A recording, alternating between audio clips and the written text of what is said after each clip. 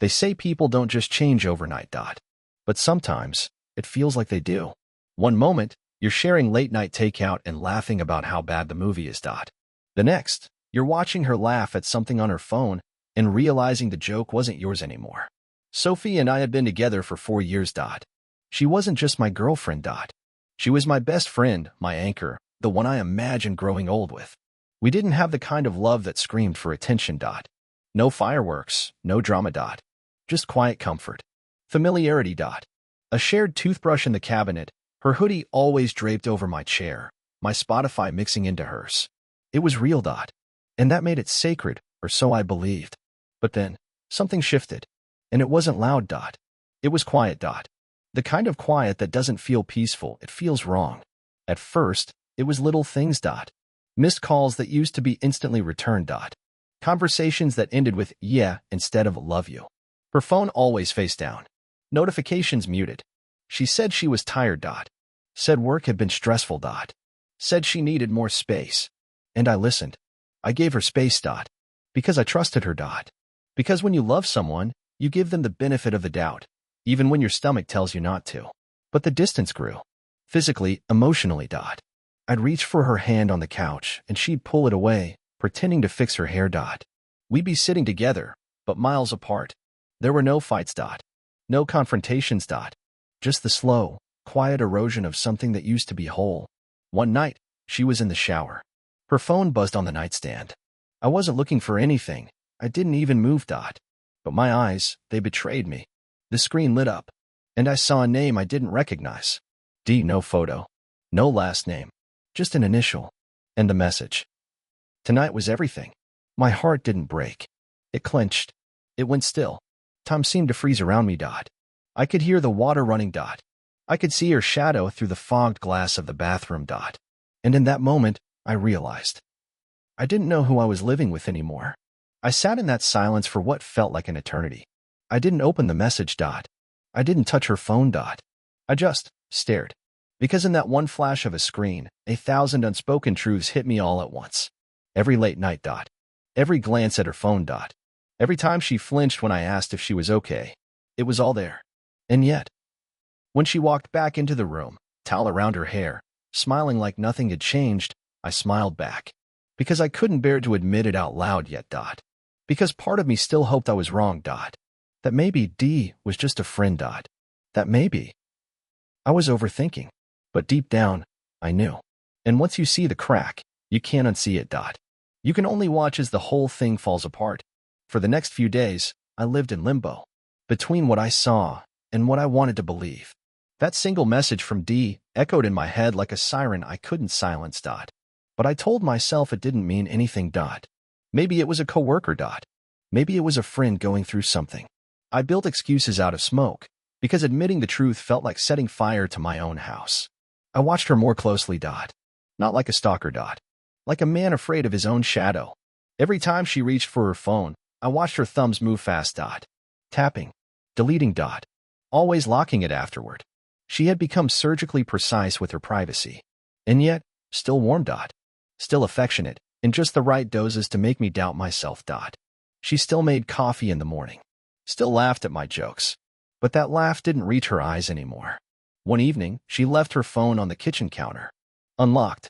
That never happened. Ever. I stared at it for a full minute. My hands trembled. My throat tightened. This was the moment. I could look. I could confirm. I could finally bring truth to the whispers in my chest. But I didn't move. Because sometimes, not knowing hurts less than knowing everything. Later that night, we were watching a movie. She leaned into me, rested her head on my shoulder. For a moment, I let myself believe everything was fine. That the doubts were mine, not hers. That I was the problem. That I was too paranoid, too sensitive, too insecure. But then, her phone buzzed. Once. Twice. She tensed. Didn't reach for it immediately. Instead, she excused herself. Said she was going to get more wine. But the wine was already on the table. And when I looked at her walking away, she wasn't walking like someone escaping to the kitchen. She was walking like someone hiding something. I stood, walked to the hallway. Her voice was low. Whispered. Urgent. I told you not to text me when I'm home. A pause. No, not tonight. He's getting suspicious. That was it. No more illusions. No more denial. No more giving her the benefit of the doubt. It wasn't a coworker. It wasn't innocent. It wasn't a misunderstanding. It was betrayal. Alive. Real. Breathing right there in my hallway. And it was tearing through the walls of the life I thought we were building. I didn't confront her that night. I couldn't. I lay awake in bed beside her, the same bed where we once dreamed out loud together, and I stared at the ceiling like it could give me answers. But all I had was a question. How do you stay in a relationship that already ended? You just weren't told. The next morning, I sat across from her at breakfast. She was scrolling her phone, humming quietly. Hair still damp from the shower. Wearing my old hoodie like everything was normal. And maybe that was the worst part, how normal it all looked. The toast. The coffee. The girl with a secret, smiling over her eggs. But I couldn't keep pretending. I took a breath. My hands were cold. Sophie, I said quietly, who's D? She froze. Just for a split second. Barely noticeable. But I saw it. Then came the lie, smooth, practiced, automatic. What do you mean? I held her gaze. Your phone. The other night. I saw the message. Tonight was everything. Then I heard you last night. In the hallway. You were talking to him. Her smile fell. Her lips parted. But no words came. There was a long silence. Then finally. You went through my phone? Not denial. Not an apology. Just deflection. Classic. I didn't have to. You left it unlocked. And then I heard you. You said I was getting suspicious. She looked away. Closed her eyes. And then laughed.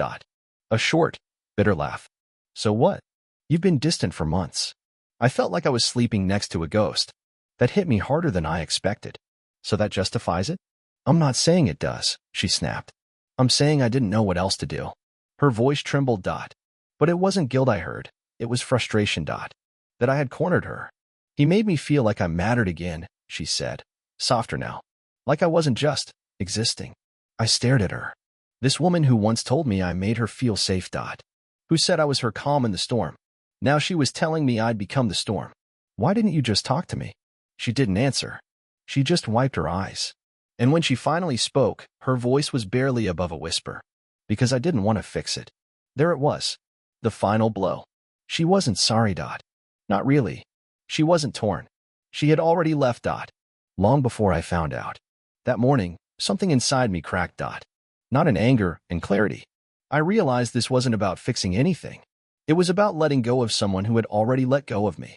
And now, the only thing left to do was walk away. The apartment had never felt so quiet. No music. No clinking dishes. Just the dull hum of the refrigerator and the sound of my own heartbeat. Steady, heavy, final. She was still in the kitchen when I stood up from the table. I didn't say a word. I just walked to the bedroom and opened the closet. My hands didn't shake this time. There was no rush. No panic. Just calm. Heavy, devastating calm. I took out the small duffel I hadn't used since our last weekend trip, the one she planned. The one where we drank wine under a sky full of stars and she said, "Promise me we'll always be this way." I packed slowly. Methodically. A few shirts. A pair of jeans. Toiletries. Chargers. Socks. Not because I was trying to leave her, but because I already had. The moment she said, I didn't want to fix it, something inside me let go. Not in anger. Not in hate. Just release. She came to the bedroom door. Watch me. Didn't speak at first. Then, what are you doing? Her voice cracked. But I didn't look up. You don't have to do this, she said, stepping inside. We can talk. We can fix it. Please. Now she wanted to fix it. Now that the mask had shattered, and I was slipping through her fingers like sand. I zipped the bag. Stood. Faced her. Her eyes were red. Not from crying. From realizing. Realizing that I wasn't making a scene. I wasn't yelling. I wasn't giving her a chance to win me back with apologies and promises she'd break. I was just done. Please don't leave like this, she whispered. And for the first time in days, I spoke with clarity. You left long before I did. I'm just catching up. She reached for my arm. I stepped back. Not angrily. Just firmly. And I walked past her. Down the hallway we painted together. Past the photos we never took down. Through the door I once carried groceries through, arms full, laughing while she kissed my cheek. I opened it one last time. and didn't look back. No note dot. No final words. Just silence. Because sometimes, silence is the loudest goodbye. The first message came the next day. Just one line. Please talk to me. I ignored it. Then came another. I didn't mean to hurt you. And another. I miss you. I made a mistake. We can fix this. But I had nothing left to say. The call started 2 days later. First in the evening. Then again, late at night. Voicemails filled with tears and half-formed apologies. She wasn't sorry about cheating. She was sorry she got caught. Sorry I didn't stay. Sorry the silence was louder than any fight she could have prepared for. In the weeks that followed, she tried everything. A long email. A letter left at my friend's door. Even a playlist titled, Us, shared with my old Spotify account. But I didn't listen. Not because I hated her. Not because I wanted revenge. But because I had finally remembered what it felt like to choose myself. I moved into a small studio. Bare walls. Secondhand furniture. But peace. I slept. Really slept for the first time in months. No more staring at the ceiling, wondering where she was or who she was with. No more questioning my own worth through the lens of her betrayal. One night, weeks later, I passed by a bar we used to go to. Laughter spilled into the street. People smiled at each other, kissed on sidewalks, held hands like nothing could go wrong. And I felt something I hadn't expected. Relief. Not sadness. Not anger. Just relief.